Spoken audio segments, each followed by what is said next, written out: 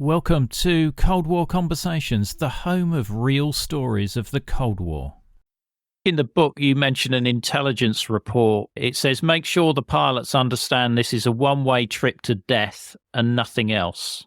That's right. All of us knew that.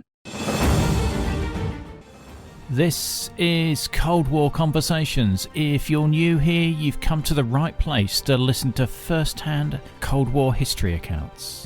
Do make sure you follow us in your podcast app so that you don't miss out on future episodes. Richard F. Kaufman is the author of A One-Way Trip to Death, a survivor's view of cruise missiles in the Cuban Missile Crisis.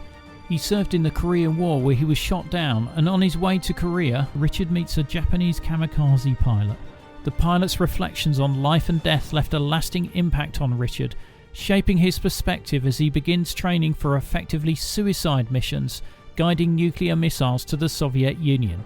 He describes the fear and uncertainty surrounding the Cuban Missile Crisis as the last rites are read to him whilst preparing for what he believed was his final mission. I'm delighted to welcome Richard Kaufman to our Cold War conversation.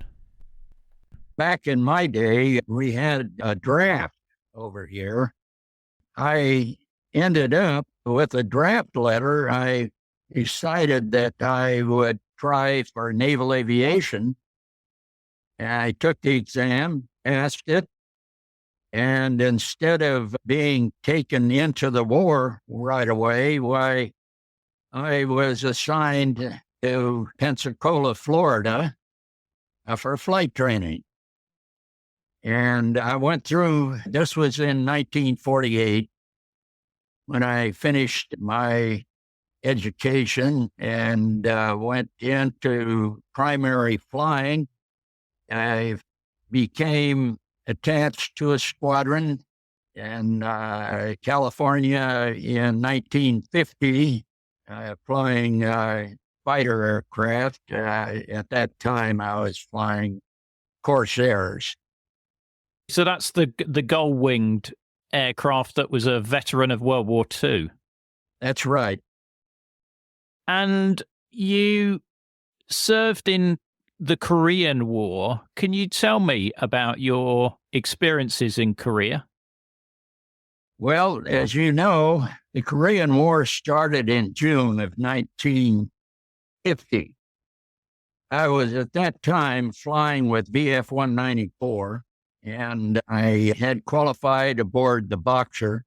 We deployed for Korea in July aboard the Boxer, and I landed in Japan, and I was in Japan there for quite a while, and flew maybe 5 or 6 missions, came back, was assigned to the carrier Valley Forge, and flew with Air Task Group 1, still flying Corsairs. And that was in the end of 1950. And in all of 51, I was aboard the Valley Forge. Towards the end of the year, we switched over to jets. And I was flying then the F-9F aircraft with VF-111. I ended up going aboard the Lake Champlain carrier. And for that period of time, and then I was back aboard the Boxer, and I was in Korea by the end of the war in 1953. At that time, I accumulated 164 missions. Got shot down once. And that was in an F-9F and landed on a runway. I got the airplane back and landed on a runway south of the bomb line, uninjured, fortunately. And so it was after that, when I came back, I became an instructor. Can you describe the circumstances when you were shot down? I was shot down by ground fire. In those days, our mission in Korea was ground support mostly ground support. And so I very fortunate to get through that war with just one incident. Did you encounter any enemy aircraft on any of your missions? One time, but we ended up just making a pass at one another, and that was it. Because they, at the time, were flying MiG-15s out of Vladivostok, which was a long, long way from where we were doing our operations along the 38th parallel in Korea. And so they made one pass and had to go home because they were running out of fuel. So we never engaged in air-to-air combat. And that would have been Soviet pilots then out of Vladivostok. Well, we don't know, but yes, the Soviets were bringing pilots. They also had Chinese pilots. We found out that it was about half and half, I was told at the time, that they had Chinese pilots and some Russian pilots. What were your instructions if you'd got shot down over North Korea? Were you given escape and evasion advice? Oh, yeah. That was a heavy issue. We were to escape and evade the best we could. I carried a 38 pistol and a map of the area that was a silk map that we carried. If we were shot down, we would try to escape and evade. But those that were shot down over there that had mostly were captured right away. So very little escape and evasion was done. It's incredible speaking to somebody who flew in the Korean War, Richard. But anyway, we're here to talk about your book today. And I think while you were in Korea, you met a Japanese kamikaze pilot who made quite an impact with you. Kozo Kagawa. Yes. I met him on my first cruise. That was in 1950. And we became very good friends. Actually, he was a kamikaze pilot that happened to live through the war. And I recall the instance of meeting his family after the war. And all the time I was stationed in Yokosuka, Japan, why he and I would get together, have a beer, and talk. I didn't know at that time that I would be in his same shoes not 12 years later. So he made a very important impression upon me. His life as a Japanese pilot was quite different than mine. He was religiously oriented. And after the war, I think when the war ended, he had a guilt conscience and he became a Buddhist. He was really a Shinto believer all during the war and devoted very much so to the emperor at that time. That's the way the culture of Japan at the time seemed to be directed. But he told me, he said, to die is real easy to be a kamikaze pilot because you are alive, you're happy, you live a normal life, and then in a microsecond, you're gone. So you don't have to go through life up to an old age and then live through pain in order to die. So it was very easy to die being a pilot and as a suicide directed kind of thing. That stuck with me for a long time. Okay. Unfortunately, a visit there was short because the war was going on in Korea. And so I left Japan to go aboard carriers. So we were friends for maybe a month to 2 months while I was in Japan. And as you say, there's echoes of his experiences that are similar to your experiences around the time of the Cuban Missile Crisis, but we'll come on to that in a moment. Now, your book is called A One-Way Trip to Death, A Survivor's View of Cruise Missiles in the Cuban Missile Crisis. The cruise missile that you were working with was something called the Regulus, which I'd not heard before. Could you give me a bit of background around the development of cruise missiles in the early part of the Cold War? Well, Ian, it all started in World War II. Actually, during World War II, towards the end of the war, the Americans had B-17s over there in England that were approaching their service lives.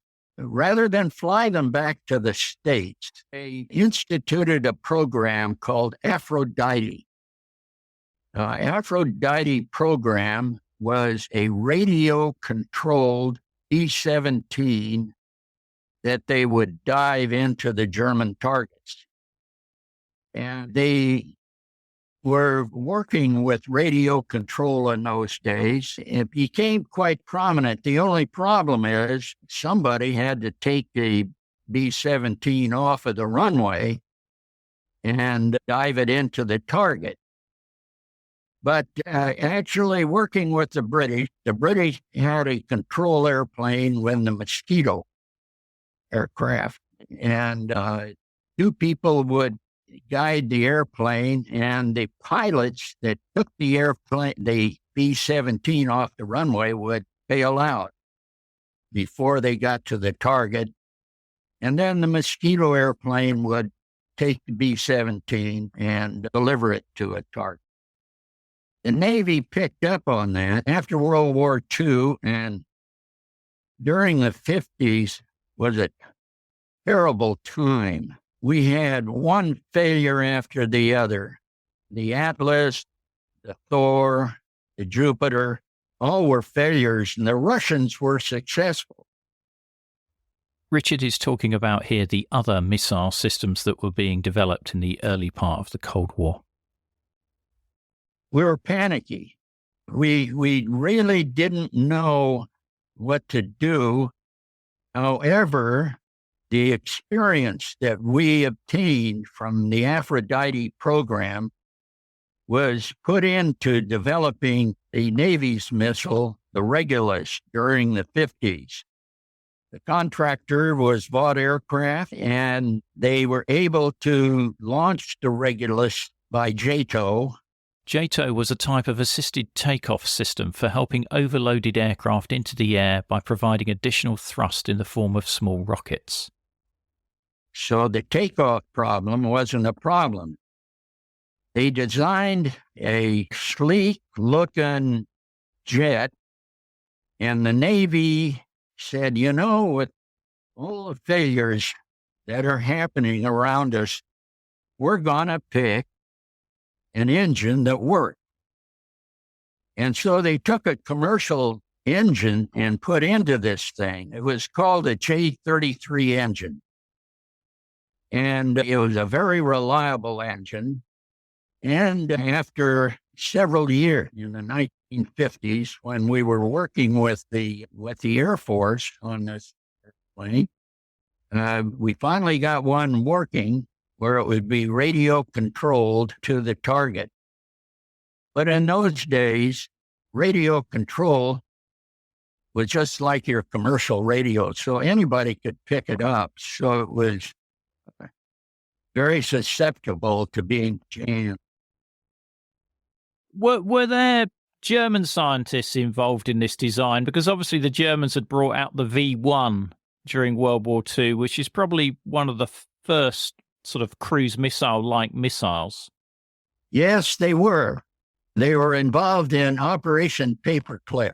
Operation Paperclip was a secret US government program that recruited German scientists and engineers after World War II. The program's goal was to gain an advantage over the Soviet Union during the Cold War.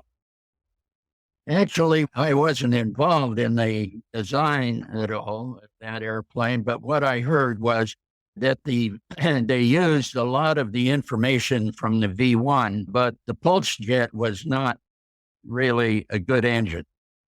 And so actually picking up from Paperclip with some of the designers of the V1 led to Regulus with the J-33 engine. Now, what I found quite incredible is when the pilots are being trained with the Regulus, their role is to be a chase aircraft and to control the missile remotely. But when they're doing the training, they have to try and land the missile as well because it's got undercarriage on it and they don't want to waste loads of missiles. And I found that pretty unbelievable. It sounded rather difficult in the book. Actually, we owed thanks to another Navy enlisted guy who got out of the Navy in the 1950s and developed what was called the cruise control in automobiles. That development for the control of speed rather than trying to adjust speed to the landing from the airplane, where the speed was constant, gave the control pilot of Regulus ability to concentrate on the landing. So that step was taken. As a matter of fact, the development of the cruise control, he got a patent for that. And the Navy jumped on it and put it into Regulus so that in the approach to a landing with Regulus on the type of missile that we were using for training, the pilot simply controlled on the pitch of the airplane instead of the speed, and the speed was automatically controlled just like it is in a car. And so that was a long way in being able to get the missile to work. Eventually, we turned all of that over to the ground controllers who would use scopes. They would bring the missile around about 5 miles off the end of the runway and turn it over to a ground controller who would have glasses on the missile with crosshairs to guide it in for a landing. That improved it 100%. And so we were able to train with the missile. The training missile was painted red, and the real missile that they actually ended up carrying on the submarines were painted blue. So we used these red missiles for training. Right, and the blue ones were nuclear missiles. Yes. Yes, the blue missiles were in a separate category. They carried a thermonuclear weapon, the Mark 27 thermonuclear bomb, which was a hydrogen bomb, by the way, 18 times the explosive power of the Hiroshima bomb. And that bomb was built to fit into the blue missile. But the radio control portion of it was still applicable, where airplanes would actually fly the missile. Right, yeah, because I think that what the Navy decided to do is they couldn't wait for Polaris, the submarine-launched ballistic missile, so they went with Regulus, and they had two sort of methods of launching it. One would be from a ship and one would be from a submarine. And the problem is you've got to stay reasonably close to it or have a very powerful radio signal in order to control it. Yeah, that was the problem. The radio control could be picked up and jammed. However, we solved that problem later on by reducing the power from the control airplane to very minimum output because you were flying right next to the missile. Now, not so with the submarines, because the submarines, if they were to control the missile, had to use the full power, and usually the transmitter was on the periscope. But that could be picked up and was, in many cases, by the Russians. The Russians were following us when we were training with this missile, and they were writing down everything. But actually, when aircraft flew the missile, since they were flying right on the wing, they could cut the power down. So usually it was only good for maybe a mile and that it could be picked up, but it was good enough since you were right on the missile. Right. And at this point, you're flying the Fury, which is the Navy version of the F-86 Sabre, I believe. Yes, exactly. We had to have an airplane to keep up. In those days, the fastest airplane was the F-86 Air Force airplane. The Navy bought the exact copy from Lockheed and called the FJ-3D aircraft in the Navy. And it could reach out to stay up with the missile at about 90%. So if the missile went to 100%, it would pull away from the airplane. But we would control the speed of the missile and the FJ-3D at full power. The other thing that was good about airplane delivery rather than submarine delivery was that we could fly under the radar. Our approaches with the missile was at about maybe 1,000 feet.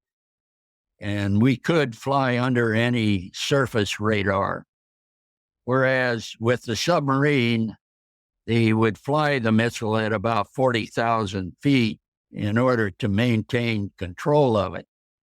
And many times they lost control. So we were back to the old problem of reliability.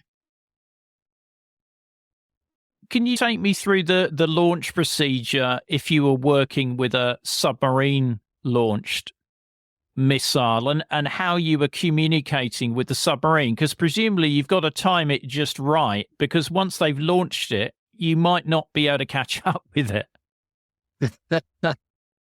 That's why we trained.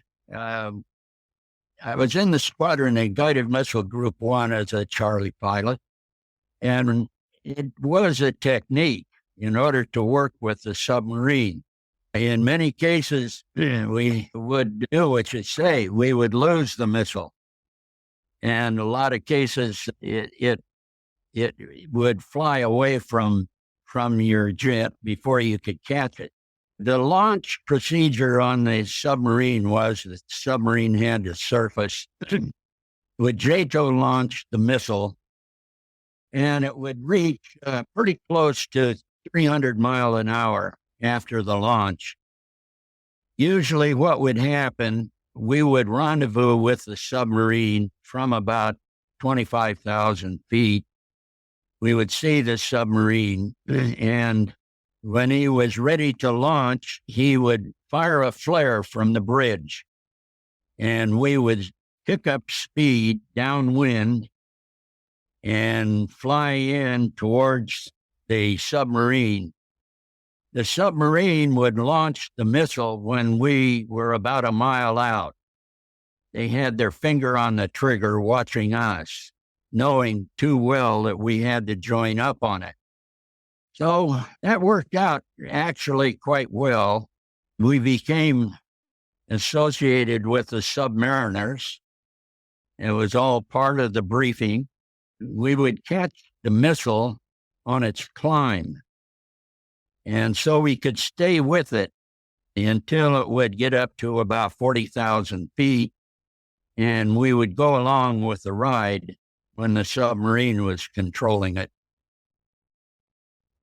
And what were your options if the missile went rogue? Because I understand there was a incident in Honolulu, which was a bit embarrassing.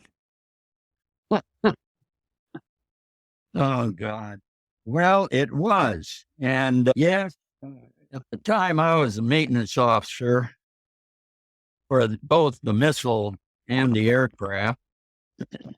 And I took a little blame for that. But what happened, they launched off of this submarine and the missile went awry. To this day, we don't know, but we think they were being jammed by a Russian ship that was off the coast observing all of our takeoffs and landings. Anyway, what happened was unfortunate. The missile turned inbound to Honolulu and crashed in the mountains right behind Waikiki Beach in Honolulu, which raised concern quite a bit. But nobody was killed. Admiral Sides was very upset about it.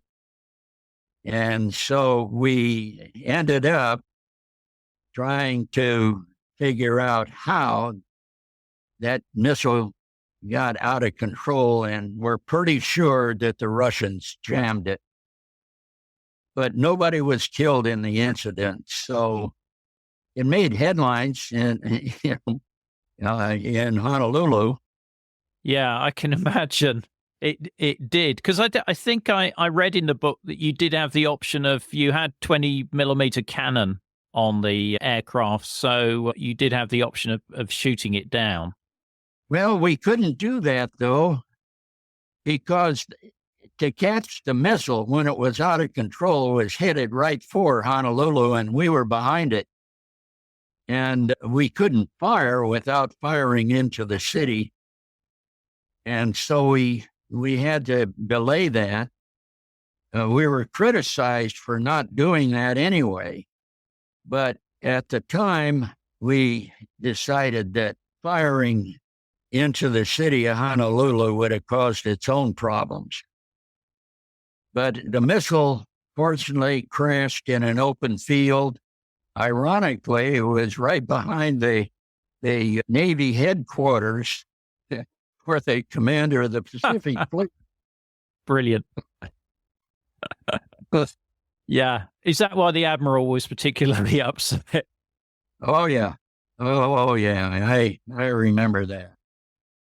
I tell you, though, we had some very fortunate times in preparation for the Cuban Missile Crisis that came along a little later. We were practicing all I joined the squadron in 1959, and the Cuban Missile Crisis came along in October 1962. And all the time the program was sponsored, it was headed up by Admiral John Sides, who at the time, during the early 1960s, it was recognized that the only weapon that we had in the Navy that would work, this was beside the Air Force that had the control of ballistic missiles.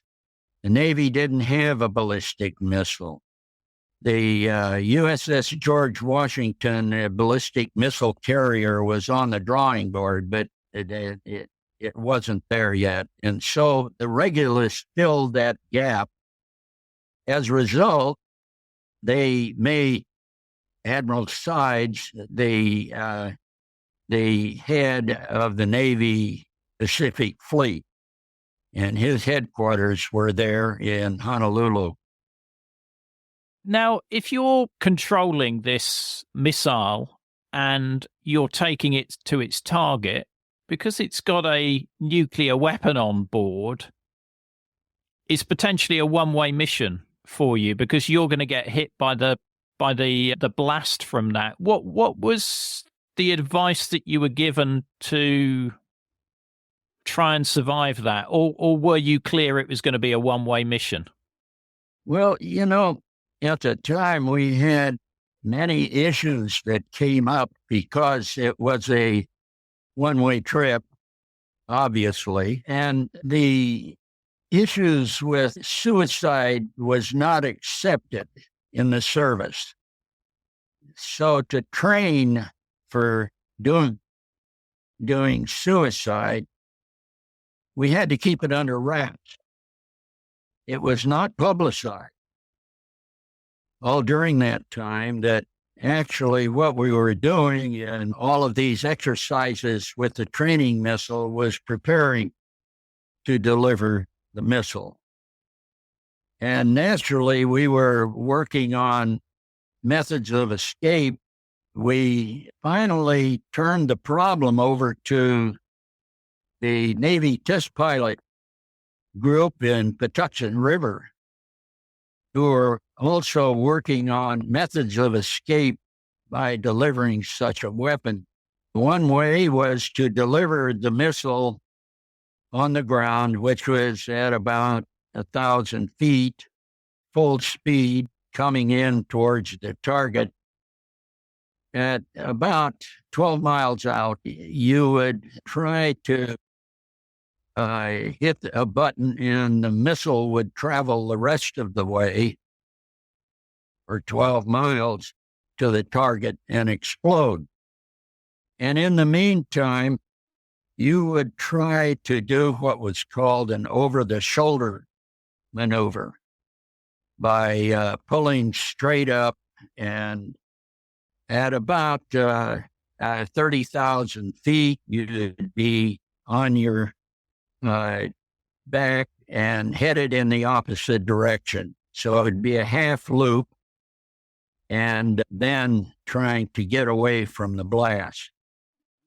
We did a number of those. Fortunately, we've never tested it to try, but the odds were such that by the time the missile blew, after its 12-mile run, you would still be in the process of making the loop. The bomb blast was maybe 15 miles. And so it was questionable whether one would ever make it. Yeah, I think in the book you mentioned an intelligence report, which I think it says, no, I've got the quote here. It says, make sure the pilots understand this is a one-way trip to death and nothing else. That's right. All of us knew that.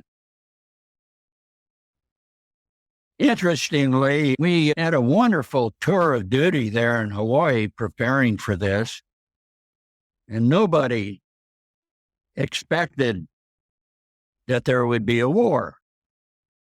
I mean, it was strictly pleasure being stationed there in the islands.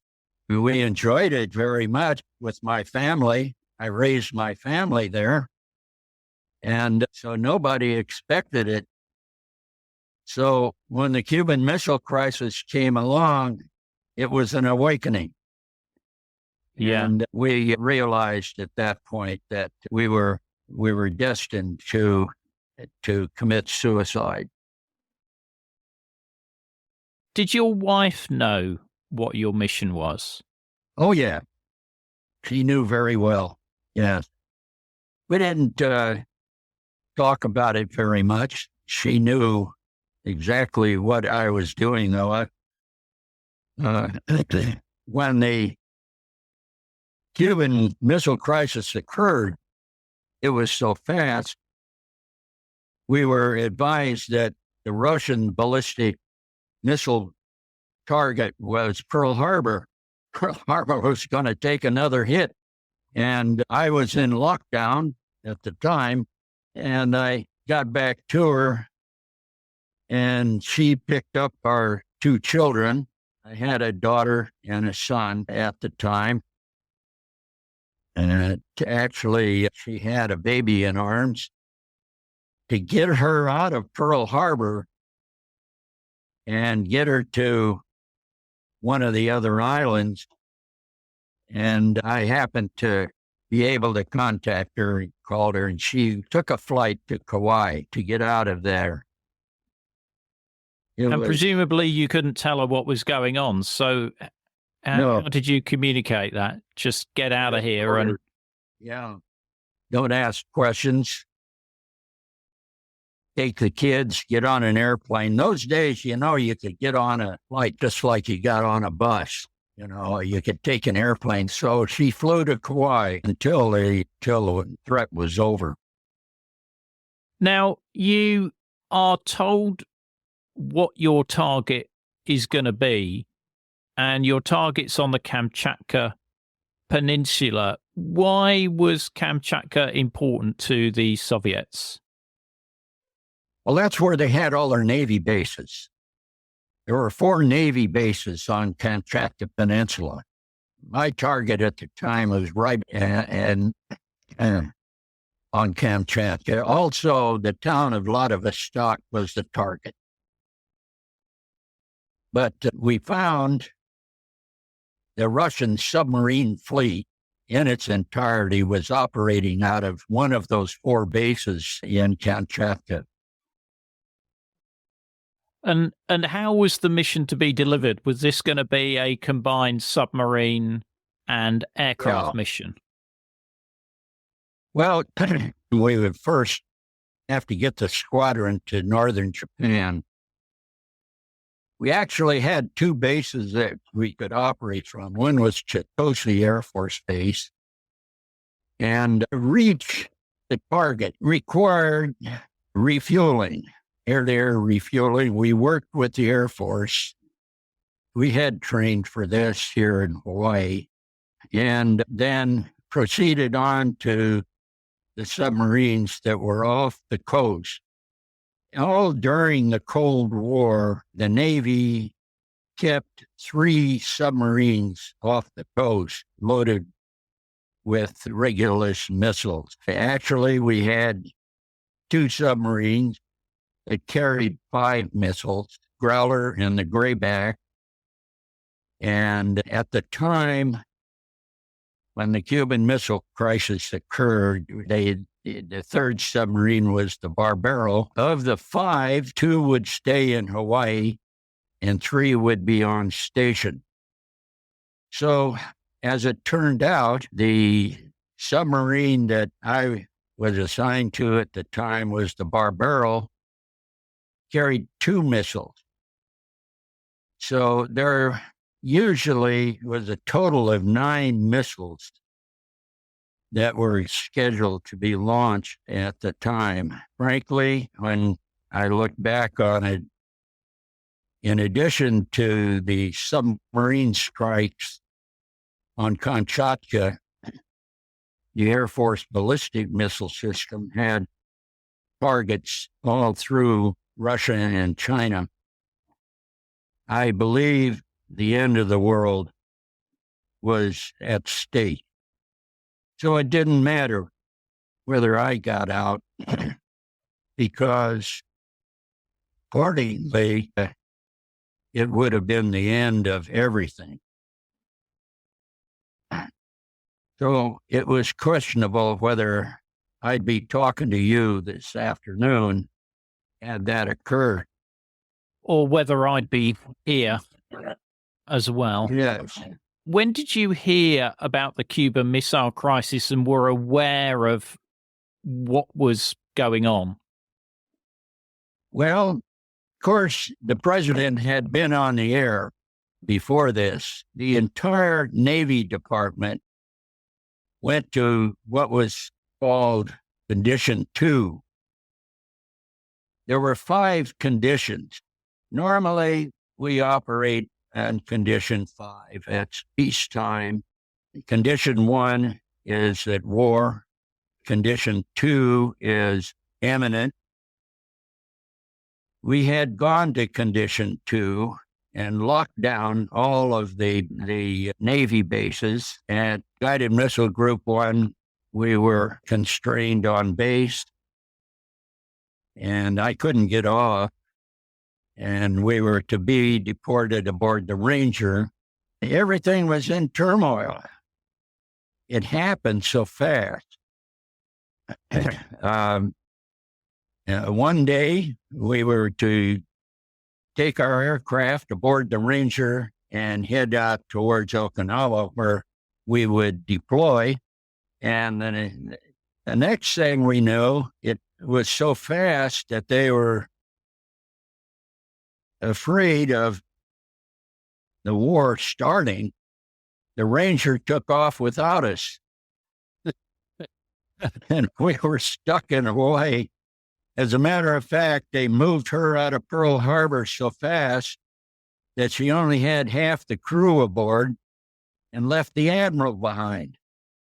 So it was a pandemonium, to say the least. Now, there was no problem with that because we would fly aboard by simply taking the aircraft and go aboard, but our crew would have to be left on shore, which would have presented a problem. So it was turmoil all over the place. And as it turned out, thank God we were able to solve that problem. When you go to DEFCON 2, what is going through your mind at that point? Well, nobody expected it. It was an utter surprise. I happened to pick up on it by coming to the squadron in the morning, fully expecting to listen to the news and they'd solve this thing. And we went to land, like you say, it was called DEFCON 2 for the entire services. It wasn't only the Navy, the Air Force, and the Army also went to DEFCON 2. But our DEFCON 2 in the islands was somewhat a little different because we had targets.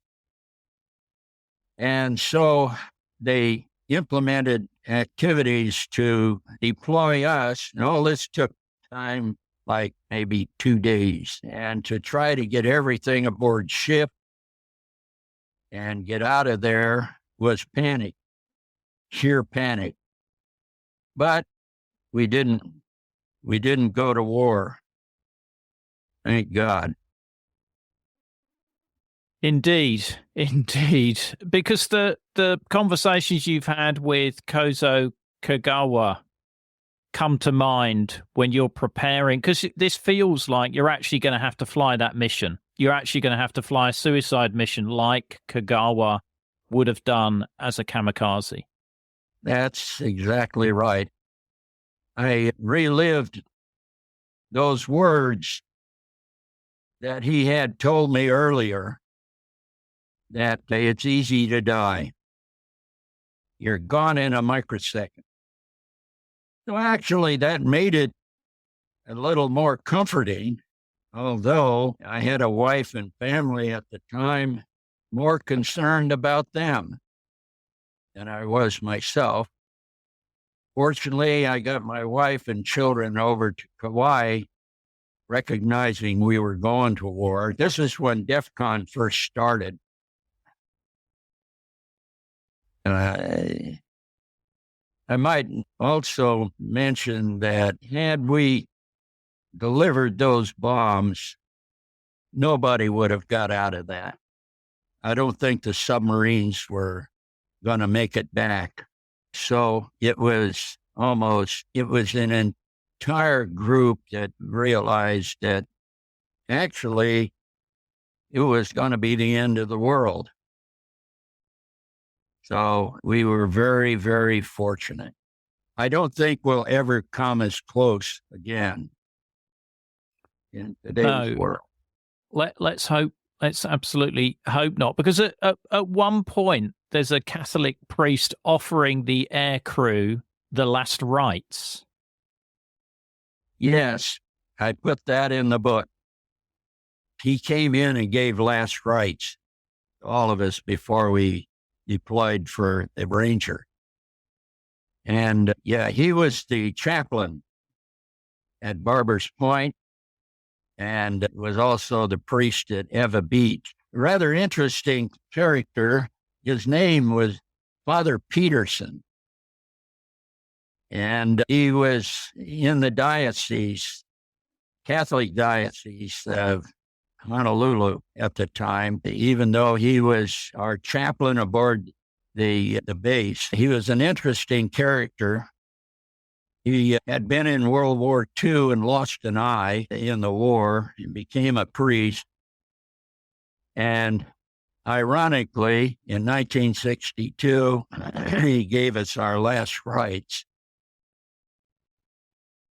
Can you describe the moment you hear that you're standing down and that you're not going to fly your mission and what that felt like? Well, after we found out that we were to stand down, we were totally relieved. Couldn't believe how fortunate we were at the time. I don't think anybody at the time knew what was transpiring. And so when they came back and got rid of DEFCON 2 and went to 3 and 4, we were totally relieved. Yeah, it must have been some celebration when your wife flew back from that island. Oh, yes. Oh, yes. Yes. As a matter of fact, that's solidified our marriage.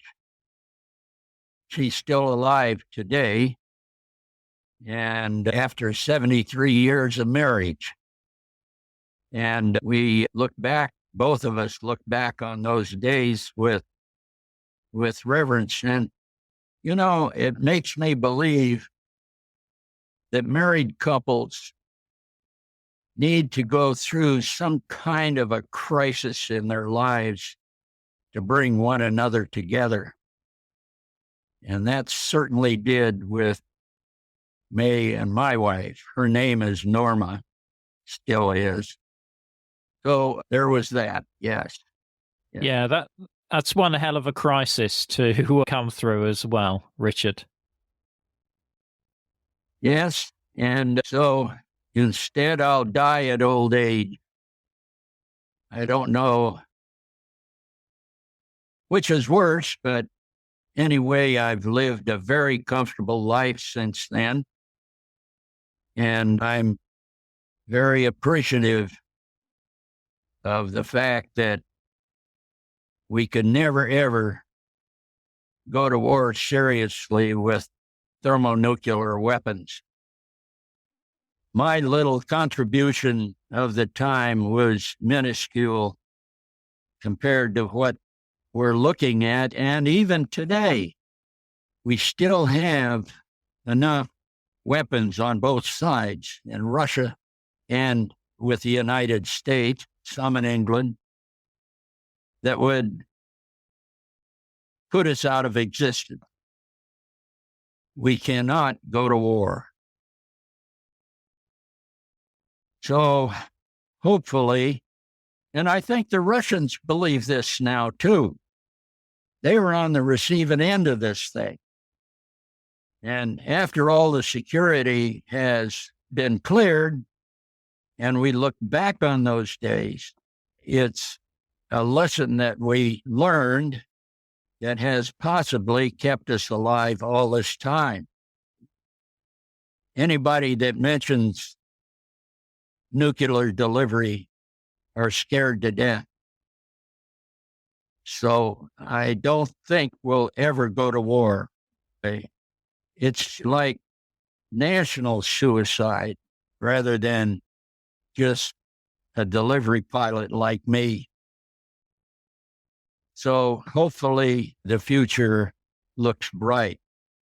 Yeah, I hope the leaders of the world heed your words there, Richard. Now, I'm immensely grateful for you sharing your story with me and looking forward to publicizing the book. So the book is called A One-Way Trip to Death, A Survivor's View of cruise missiles in the Cuban Missile Crisis. There will be links in the episode notes showing you where you can buy the book, and also links to Richard's website where he gives some more information there. There's some great photos on that website as well. Thank you. Thank you. Well, Richard, it's been an absolute pleasure speaking with you. No, Ian, and it is certainly a pleasure to talk to you. And I hope that maybe I've added a little bit to your Cold War investigations. And again, I want to thank you for contacting me. I'm doing okay. At 98 years old, I passed my driver's test, so I'm driving a car, and I look to reaching 100 here, hopefully. Well, you're looking brilliant for 98. I wouldn't have put you at 98, Richard. So that's not me just trying to flatter you. That's the truth. And as I say, it's been an absolute pleasure speaking with you. And also give my regards to Norma. I will. It's lovely to hear a story like that about how long you've been married as well. The episode extras, such as videos, photos, and other content, are available via a link in the episode information.